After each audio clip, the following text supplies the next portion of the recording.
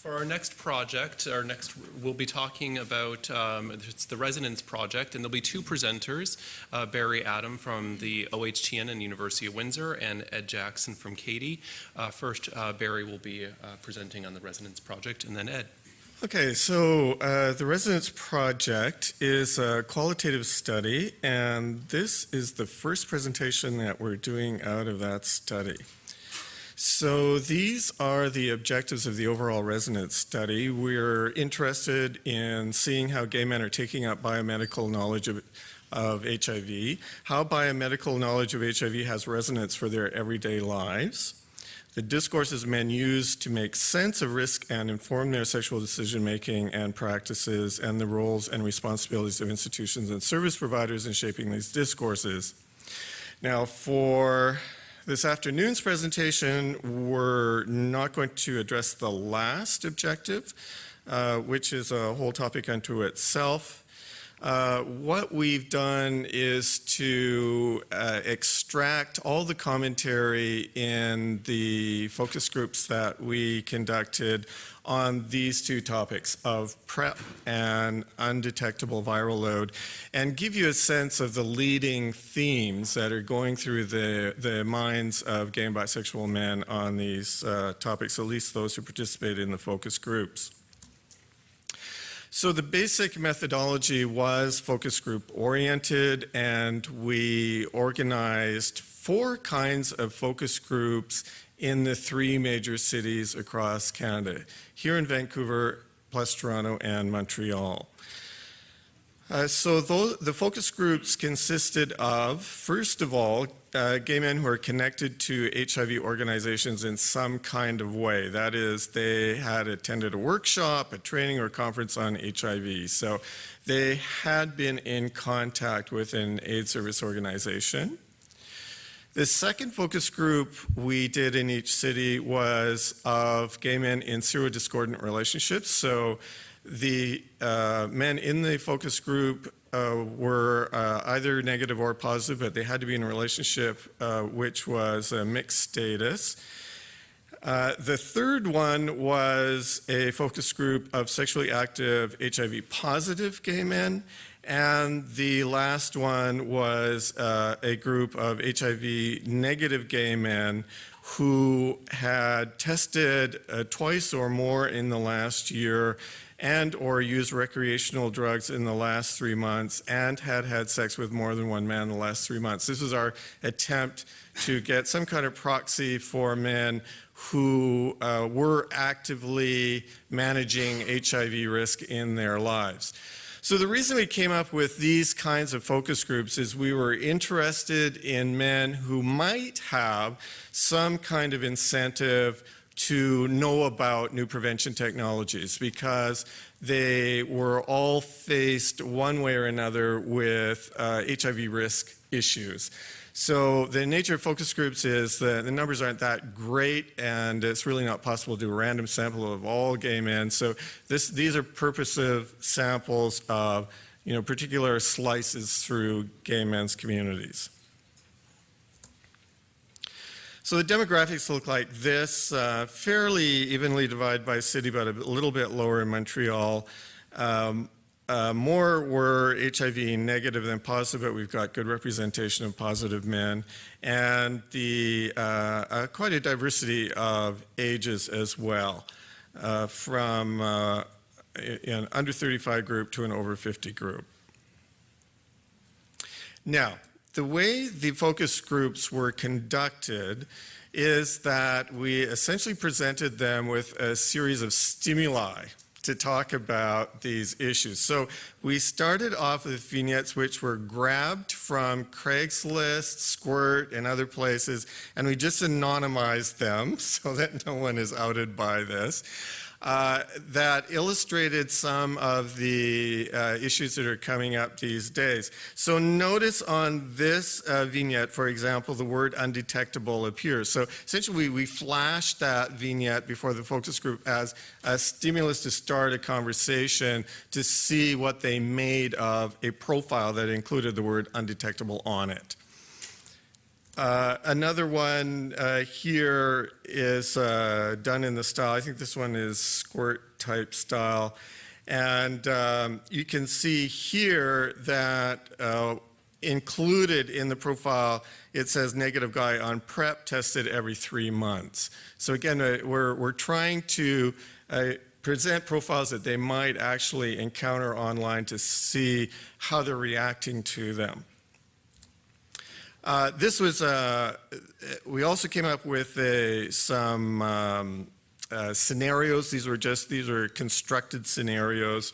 So here's an example of negotiated safety, about getting tested before entering into deciding on not using condoms. And finally, we presented them with a series of real newspaper headlines that have occurred in recent years on new prevention technologies. So again, these are intended as stimuli to see if they'd seen them and what their reactions were to seeing these kinds of headlines. So all of these were intended as kind of conversation openers. And from there, in some instances, just 2 or 3 of these examples stimulated conversation that just zoomed for an hour and a half or more. All right, so what I'm going to do now is to talk about the main themes that emerged out of these focus groups after being presented with these stimuli on PrEP, and Ed will be talking about what their reactions to undetectability. So first of all, we found that there was a high variation in awareness across the focus groups on PrEP, ranging from members who said that they'd never heard of it at all to there were 2, I think, overall who were on PrEP themselves, who participated in groups. And like Nathan's report, the group of HIV negative men differed from the other 3 groups in that the group of HIV negative men showed less awareness of PrEP than the other 3 groups that had representation positive men or were all positive men. And I'll give you some examples of excerpts from the focus group narratives that show leading themes like skepticism. This is reminiscent of Ingrid's presentation recently. Concerns about effectiveness and toxicity, concerns about access, and a lot of weighing of the virtues or negativities of PrEP against a condom use standard. So first off, on the awareness topic, here's an example of the kinds of responses that came up in focus group. So starting at the top left, this is new to me. And then you can see it moves through. I honestly had I knew about there being some sort of drug, but I wasn't too much aware of it, to be honest with you. And there was certain discussions in several of the groups which showed they were trying to sort out what's the difference between PEP and PrEP, or there's some confusion between the two. There's another one in the green bubble you can see says, I thought it was something like still in research. I didn't know that somebody's actually using it. And then the one on the bottom right in the blue, a positive guy who says, if you take 1 pill a day, the same thing as HIV medication, there's a good chance that if you are engaging in unsafe activity, that you will remain negative by taking these medications. So that's what PrEP is. So you got the whole range from nothing to a pretty robust definition of what PrEP is. And there is a dynamic within the focus groups of the more aware members educating some of the less aware members in the course of the discussion. Now, skepticism was quite a major theme that flowed through the groups. And the first orange bubble there, I should mention that the groups held in Montreal were all held in French. And so what you're looking at for the Montreal respondents are translations. So this is an example of a Montreal participant who said, a miracle pill not to protect yourself, exposing yourself to risk of infection, this makes no sense to me. So this was a theme that ran through, and you can see some other examples. Nobody's saying it's 100%, so I'm very suspicious of all this stuff. I thought about it briefly and decided it wasn't really for me and didn't consider it anymore because with him I already feel safe enough, and with anybody other than him I'm using a condom anyway. So again, there's this often a starting point of assessing PrEP against a baseline of condom use and whether condom use was doing the job or not. The fourth one says, I've heard about people taking it, but I personally never encountered one that I would have sex with. I'd feel more comfortable, but I would still push for that person to use a condom as well. So this was one major theme going through the focus groups.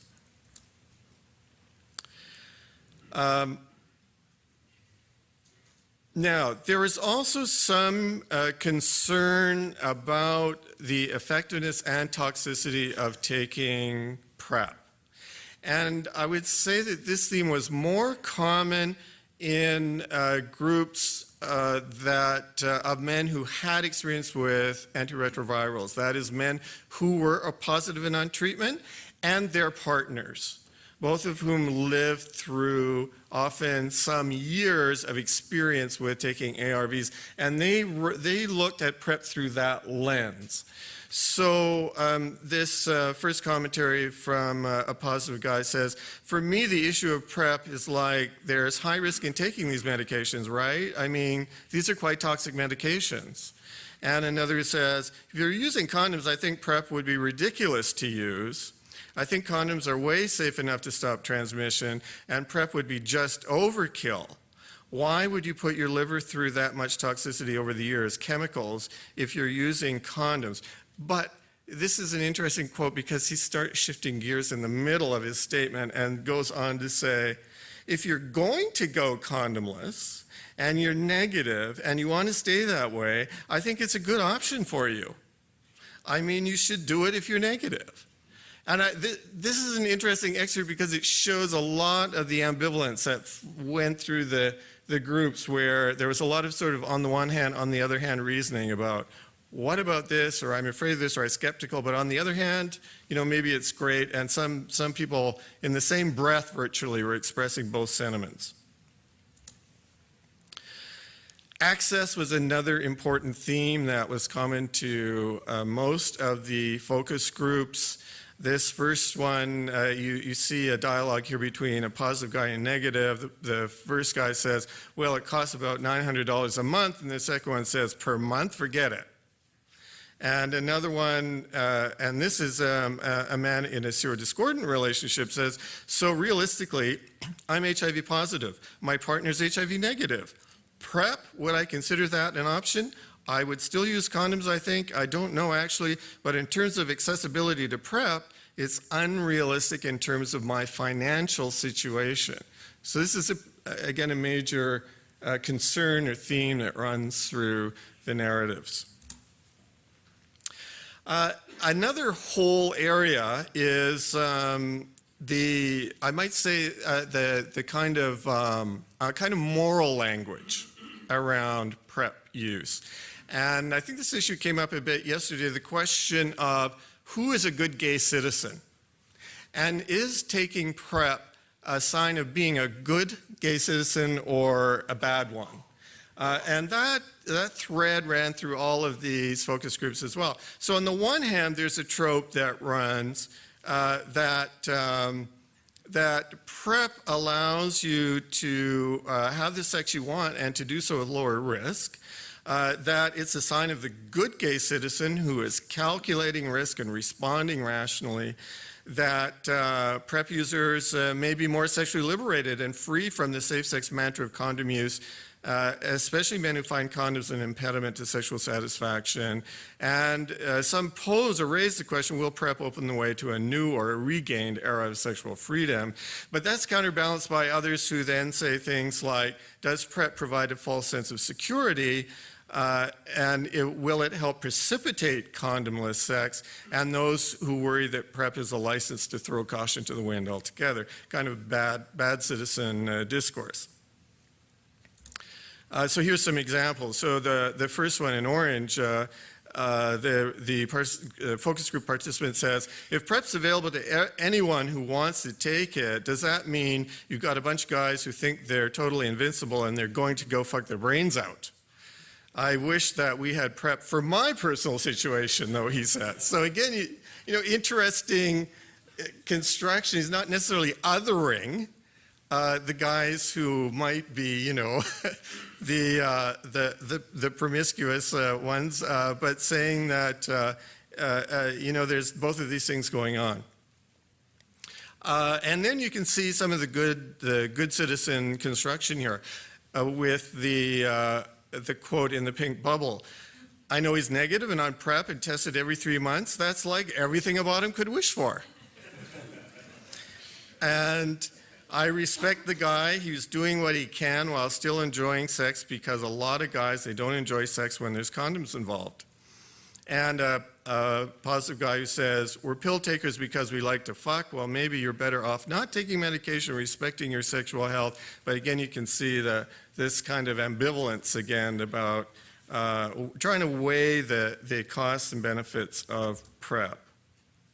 So a little more on the benefits, because there certainly is a benefit theme that runs through the focus groups. And here's another one who says, it means that they want to have the possibility of unprotected sex a bit like me, SLUT. So again, he's using this kind of morally freighted language, but he's referring to himself, really. He's not othering, saying that it's the other guys who are like that. And another says they're in a place in their life where they can measure risk and consider all the options, and they've taken a bit more thoughtful, I guess approach is a missing word, in taking that step to protect themselves. And this next one, we looked at the last line before, but the larger context of this speaker is, we don't use condoms when I top and I'm positive. It's something I think if someone wants to take, it should be available. It's not at the moment in BC. You have to pay for it. I wish we had PrEP for my personal situation. He's in a serodiscordant relationship. And finally, here's another one, a serodiscordant relationship, and we see some of the most intense thinking about PrEP in that focus group. We're virtually in a monogamous serodiscordant relationship, and it's that added level of protection with the risk of long-term medical side effects. For us, I think it would be great if it were available. Now, there's also a social interactive effect, I think, going on here, which is sometimes missed in conversations about PrEP, because PrEP is very often presented as something that individuals decide for themselves that they're going to do, kind of without regard to the larger context that they're in. But we see running through both the PrEP and the undetectable sections a lot of consideration about what does it mean to the other guy, or how do I perceive the other guy if he's taking PrEP or if I'm taking PrEP, and what does that communicate back and forth. So this first quote says, if you're telling me the truth and you really are negative, there's still always going to be a risk, a minor risk. I just would feel terrible knowingly. I know at some point in my life, somewhere along the line, I probably have infected somebody unknowingly, unwittingly, due to stupidity, but it's not something I consciously want to do. So this is a positive guy actually trying to figure out whether he trusts a negative guy who puts on his profile that he's taking PrEP as warrant for unprotected sex. Because he's kind of saying, how do I know, how do I trust that he is taking PrEP, that he's taking it with sufficient consistency, that he really can't be infected, and what's the impact going to be on me if it goes awry? And the second one says, it's the fact that he specifies that he's negative on PrEP and tested every 3 months. Why would I take that as a guarantee of my own sexual health as a bottom? First of all, what am I doing on a site like BBRT if I want to stay negative, you know? So there's a kind of thinking through of the social ramifications and a kind of assessment process going on about not just taking it for yourself, but what if the other guy's taking it, and how do I verify that, and what does that mean if I'm experiencing pressure to have condomless sex as a result, and so on. It is another theme that runs through the focus groups. So from here, Ed will talk about the undetectable part.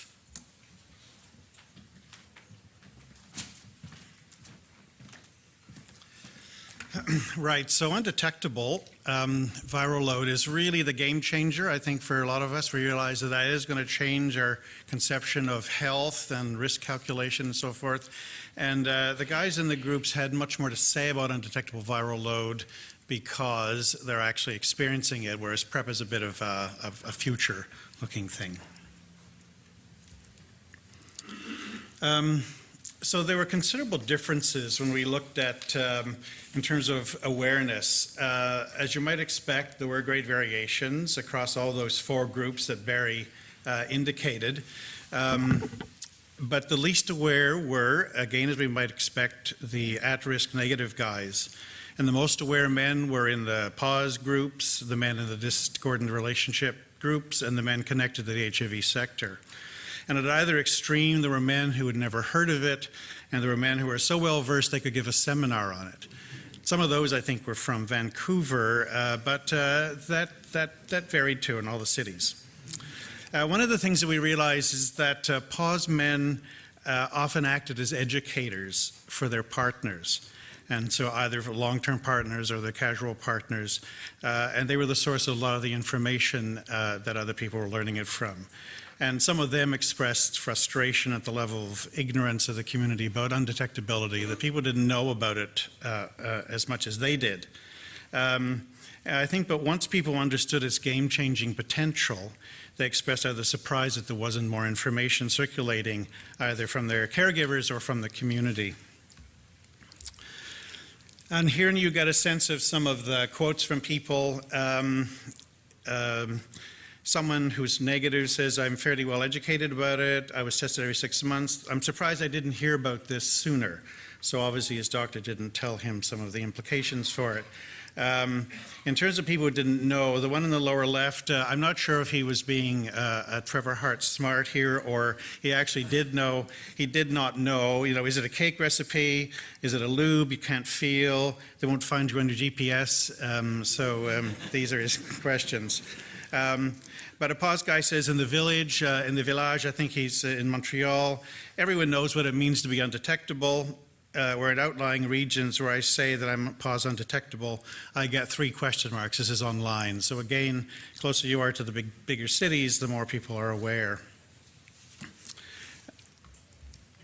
So undetectability is identity, and this was a theme that really came through quite a bit. Many of the HIV positive men have taken on undetectability as a proud identity, even as a badge of honor. And they use it to describe themselves in online profiles. And for them, it was a way to signify healthiness and to telegraph a lower risk of transmission, as opposed to the more deficit meaning of positive, which is its opposite, signifying meaning you're ill and risky for your sex partners. And this was a really seismic change, I think, in how people saw themselves. Some saw it as a way of reducing stigma attached to being positive and of helping to put pause guys on an equal footing with negative guys. This was captured by one pause guy who said, undetectable is the new negative. And that was a phrase that several people used, but it became a kind of a mantra for us as we conducted these focus groups. Undetectable is the new negative. So as one man said, even if you're not sure what it means, it still sounds like a good thing. So here are some of the quotes, and you can read them. Again, here's the guy always said, undetectable is the new negative. It's next to no risk. I wear it like a badge of honor. I'm very proud of it. And it takes the emphasis off my illness and puts it on my health. HIV positive has such baggage attached to it, and undetectable doesn't have that baggage. As someone says, it's the new vogue. All the cool kids are getting it. And here's the guy. If you don't know exactly what it means, it sounds good. It sounds like a good thing. Then we looked at risk calculation, and this, of course, is where the biggest disagreements and discussions would be. It raised a lot of issues about how to calculate risk, sexual risk. Overall, most of the HIV-positive men expressed confidence that undetectable viral load does lower risk, but how much was a matter of debate across all the groups. It brought out the greatest variation of understanding and confidence about the information along the spectrum, and there were opposing views at either extremes of this. So for some pause guys, there remained still this greater sense of greater responsibility. They didn't want to be responsible for infecting another person, and so there was still some skepticism about the minimal risk that this represented. These are probably older men who've been on for a while and didn't really quite want to go to that place yet. Again, as I said earlier, pause men are often the teachers about undetectable viral load to their negative partners. And this was said by both pause guys and by negative guys. They learn what it means when they question when they read it online, and then that gives the opportunity to explain it. A few people, I think, said, well, bye-bye, and don't come back. But in fact, more pause guys said this was an occasion for a discussion that was positive. For other negative men, coming to the conclusion that undetectable really was a low risk took some extensive research. They couldn't take the word of their pause partners, and this, I think, refers to the kind of health literacy approach that they needed the experts, the health experts and professionals to kind of confirm this, and they needed a number of people to tell them that. In Vancouver, one man said he went to a number of medical professionals and he got the same answer from all of them, that it wasn't a risk. So he started having condomless sex with his positive partner. Men were somewhat divided in their opinions over whether having condomless sex with an undetectable pause partner was a safer option than condom with an unknown status guy. Men in the high-risk negative group were the most skeptical of this idea. And there's a small but growing number of negative men who are seeking out undetectable partners for condomless sex. And although it tended to be more likely to be the pause guys who identified this phenomenon rather than the negative guys who saw this. And within the negative guys, there's some discourse about undetectability in condomless sex was marked by moral judgment. One said, we don't have the quote here, but he said, once he found this out, here's a beer, now get out. Here are some of the quotes again, you can read them. The guy in the upper left, you see he has a kind of a risk calculation gradation about what he's willing to do. My preference is to have sex with other undetectable guys, then guys who are positive, and then negative guys who aren't dumb. And here again, as Barry said, there was this sort of change that went on even within the discussion that people had. So the guy on the right says, I wouldn't have sex without a condom, that's not negotiable. But then to see this messaging, it's kind of like, well, maybe it is safe to have sex without a condom, that there are different levels of risk. So I think the discussions had that kind of process going on. In fact, one of the things I think that was very interesting, and again, we need to look at this more carefully, but the discussion within a focus group allowed people to actually talk about these things, which they don't really have much of a chance to do in their own situations. And apparently at the end of the focus groups, people would say, I wish we had an opportunity like this to talk about these things, because they don't really talk about it with their friends too much. There is the educator role that the pause guys are playing, but this kind of social grouping is not something that with people they don't even know, where they can talk about it and trade ideas. It doesn't really exist. Here's a few more quotes on risk calculation. And here's the guy who said, I spoke to some health professionals. He spoke to a number of them and couldn't believe it. Wow. So I started having unprotected sex with my positive partner. And it's the pause guys who are saying it's negative guys who are seeking out undetectable partners because, A, they're being tested every 3 months. for their blood work, and B, they're concerned about their health and well-being, and the risk of HIV transmission is 0 to extremely low, if any. So here's a very knowledgeable person, and he's seeing that there are negative guys who are searching out. So finally, we looked at impact on fear. Most of the participants described its impact on fear in positive terms. Both positive and negative men talked about it reducing fear and stigma. Some positive guys, it gave them a sense that they were being responsible, that it had an impact on their decisions about taking treatment even. Some others expressed some worry that it would lead to trivialization of HIV. That was a minority position, but it was expressed. They said that stigma still remains with some negative guys who made no distinction between positive and undetectable. But the knowledge of undetectability is allowing men to relax, and especially negative men, and having better sex, and perhaps even less likely to lose their erection, because they just feel more comfortable. Age made a difference here. Those growing up in an earlier period in the midst of the crisis when people were dying have a different perspective. It's hard to shake off a generation of adaptation and to change to something else. And I think we see this a lot, that this is a snapshot we took in 2013, and if we did it now, it probably would be different.